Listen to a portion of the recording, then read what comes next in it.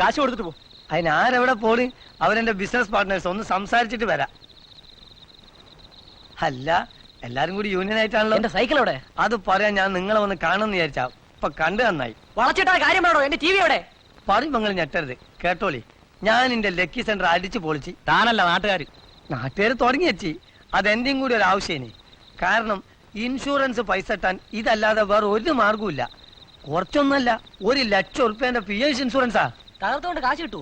കിട്ടുമോന്ന് ചോദിച്ചാൽ സർക്കാരിന്റെ കാര്യല്ലേ. ഇതൊക്കെ കിട്ടി വരാൻ കുറച്ച് താമസിക്കും.